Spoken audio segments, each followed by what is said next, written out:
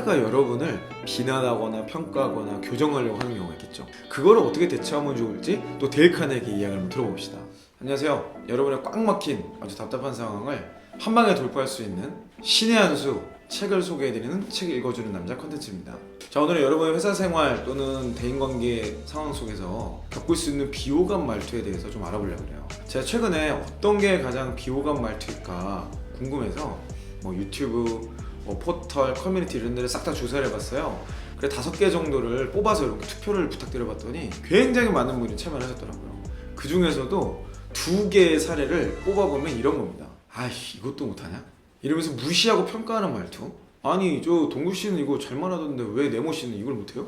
라면서 남과 비교하는 말투. 근데 2가지 말투에 대해서 제가 데일 카네기의 인간관계론, 이 대인관계나 대화법의 아주 클래식이죠. 이 책을 가지고 여러분에게 의미 있는 돌파 방법을 소개해 보도록 하겠습니다. 자, 일단 비호감으로 불리는 2가지 이 말투의 공통적 특징이 뭔가요? 보면요, 비난, 비판, 그리고 나를 평가하는 거 같고 다른 사람과 비교하는 거, 이 모든 게 나를 자기만의 줏대로 평가하는 거예요. 그러다 보니까 듣기 싫고 이걸 들었을 때 뭔가 공감이 되거나 안 되거나 떠나서 듣고 싶은 마음 자체가 생기지 않는 거죠. 자, 이런 말투에 대해서 데일 카네기는 과연 뭐라고 얘기를 했을까요? 일부 1장에 꿀을 얻으려면 벌통을 걷어차지 말아라는 챕터가 있어요. 거기 이런 내용을 소개합니다. 비난은 아무런 쓸모가 없다. 사람들을 방어적으로 만들고 스스로를 정당화하도록 만들기 때문이다. 비난은 위험하다. 사람들이 소중히 여기는 자부심에 상처를 입히고 자존감을 훼손하며 적개심을 불러일으키기 때문이다. 비판이란 마치 전서와 같다. 항상 자신에게 되돌아오기 마련이기 때문이다. 우리가 고쳐보려고 하는 그 사람은 오히려 자신을 정당할 뿐 아니라 우리를 비난할 것이라는 점을 깨닫도록 하자. 여기 전서구라는 표현을 썼는데요. 전서구가 비둘기죠. 전쟁 때 서한을 보내고 다시 돌아오는 그 비둘기를 얘기하는데, 저는 부메랑이라는 표현이 좀 더 맞을 것 같아요. 부메랑이 뭐예요? 내가 사냥을 하기 위해서, 누군가 공격하기 위해서 내가 던지는 건데 결국은 그게 돌고 돌아서 나한테 다시 꽂히는 거죠. 내가 이걸 다시 잡을 수 있는 숙련된 사람은 모르겠지만 그 연습이 안 되면 나한테 그냥 꽂히지 않을까요? 이 책에 보면요, 미국 역사상 아주 중요한 리더십 사이에서도 이런 일들이 있었다 그래요. 루즈벨트는 보수적인 정책을 펼치는 태프트 정부에 화가 났다. 그래서 태프트를 보수주의자라고 비난했다. 그렇다면 루스벨트를 비난한 태프트가 받아들였을까? 물론 아니다. 태프트는 자기 자신을 정당하며 눈물이 그렁그렁한 눈으로 나는 그 이상을 잘할 수 없었다 라는 말을 반복하게 만들었을 뿐이다. 결과적으로는 루스벨트가 태프트 대신 대통령이 되지도 못하고 민주당의 역사상 최악의 참패를 거뒀다. 자, 저는 이 챕터를 읽으면서요, 남을 비난하지 말라, 비판하지 말라, 이거 좋은 말이긴 한데 그게 어떻게 가능할까 그런 생각을 많이 했었어요. 사실 제가 생각해보면 저도 마음에 안 들잖아요. 그러면 비난을 하게 돼요. 비판을 하게 되고 평가하게 돼. 그러니까 아이 볼 필요도 없어, 저거는 신경도 쓰지 마, 이런 이야기도 하게 되고. 근데 비난을 해서 결론적으로 내가 얻을 수 있는 게 뭔가를 돌아보잖아요. 사실상 얻는 게 별로 없어. 그러니까 그 순간에 뭔가 내가 마음은 시원할 수 있어요. 감정적으로는 좋을 수 있지만 결과적으로 관계가 좋아지는 경우는 아주 극소수거나 거의 없더라고요. 4부 1장에 비판을 해야만 한다면 이렇게 시작하라 라면서 윌리엄 맥킨리의 좋은 사례를 이야기하고 있습니다. 대통령직을 놓고 경쟁 중이었던 맥킨리가 연설을 해야 했다. 당시 한 저명한 공화당원이 맥킨리의 연설문을 작성했다. 이 사람은 자신의 연설문이 너무 탁월하다고 생각했고 기쁨에 가득 차 자신이 쓴 연설문을 맥킨리 앞에서 읽었다. 나름대로 장점도 있었지만 폭풍 같은 비난을 불러일으킬 연설이었다. 맥킨리는 이 사람의 열정을 꺾지 않으면서 아니다라는 말을 해야 했다. 맥킨리는 어떻게 말을 전했을까? 정말 빛나는 연설입니다. 훌륭한 연설문이었어요. 이보다 더 훌륭한 연설문을 쓸 수 있는 사람은 없을 겁니다. 정말 많은 경우에 잘 들어맞는 적절한 이야기였습니다. 하지만 지금 상황에 적절할까요? 당신의 관점에서 보면 냉철하고 타당하지만 나는 정당의 관점에서 그 효과에 대해 생각해 보아야 합니다. 자, 집에 가셔서 내가 지적한 연설을 써보시고 나에게 복사본 하나 보내주세요. 그 사람은 맥킨리의 말을 따랐고 맥킨리는 연설문 곳곳을 수정해서 결국 선거 유세에서 대단히 효과적인 연설을 할 수 있었다. 자, 윌리엄 맥킨리의 사례를 보면 어때요? 이 사람이 미국의 대통령이 되기까지 굉장히 많은 우여곡절이 있었겠죠.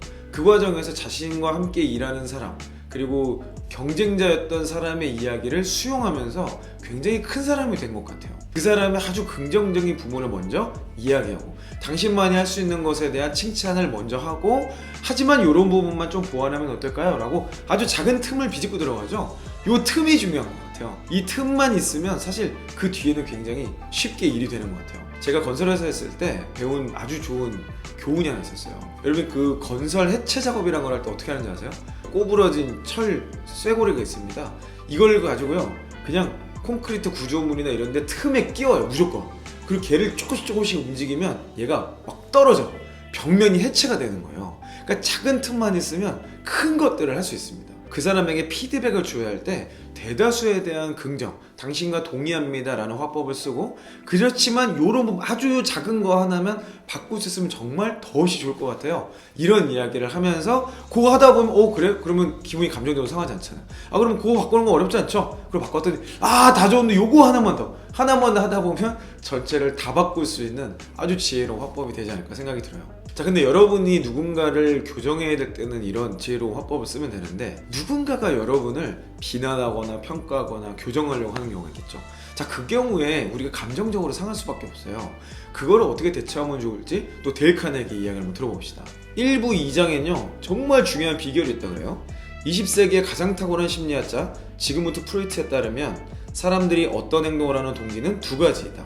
하나는 성적 충동이고 다른 하나는 위대한 사람이 되고픈 욕망이다. 존 듀이 교수의 표현에 따르면 중요한 사람이 되고픈 욕망이다. 링컨은 어떤 편지의 첫 부분에서 다음과 같이 쓴 일이 있다. 모든 사람은 칭찬을 좋아합니다. 윌리엄 제이슨은 말했다. 인간 본성의 가장 깊은 곳에 있는 원리는 인정받고 싶은 욕망이다.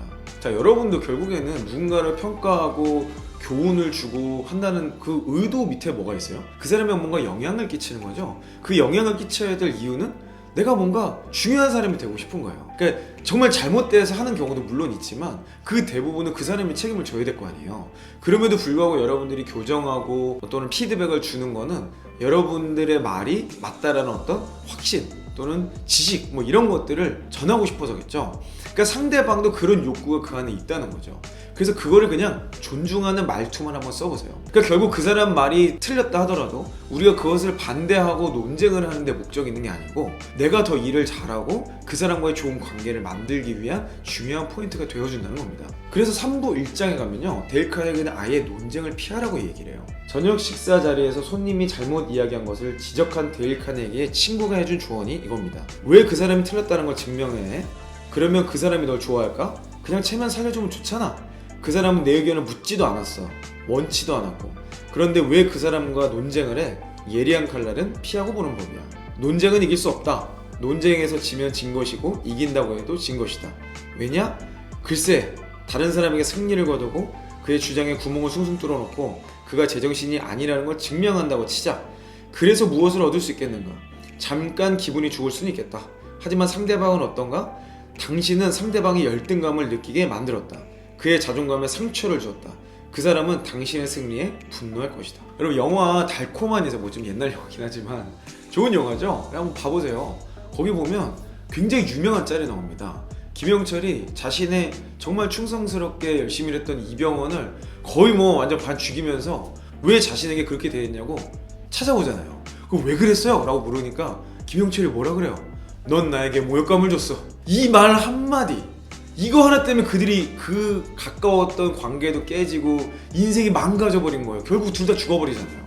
여러분 논쟁을 해서 또는 내가 맞다는 걸 아무리 증명을 해봐야 얻을 수 있는 게 생각보다 별로 없습니다. 차라리 논쟁을 피하고 상대방을 존중하고 인정하면서 그 사람을 내 편으로 만들어버리세요. 그러면 처음엔 정말 꼰대 같고 보기 싫고 짜증났던 그 상대방이 내 편이 되어주는 순간 나에겐 꼰대가 아니지만 내 적들에게는 꼰대 짓을 엄청나게 잘해줄 거예요. 자, 여러분의 고민은 여러분만의 고민이 아니에요. 여러분들이 어려워하시는 내용들을 저희가 계속해서 함께 해결할 수 있는 책 읽어주는 남자 컨텐츠를 만들어 보도록 하겠습니다. 여러분의 고민과 어려운 내용을 아래 댓글로 꼭 달아주세요. 저는 앞으로도 여러분의 커리어와 여러분의 멋진 대인관계를 위해서 계속해서 함께 하도록 하겠습니다. 여러분 화이팅 하시고요. 이상 이영이었습니다.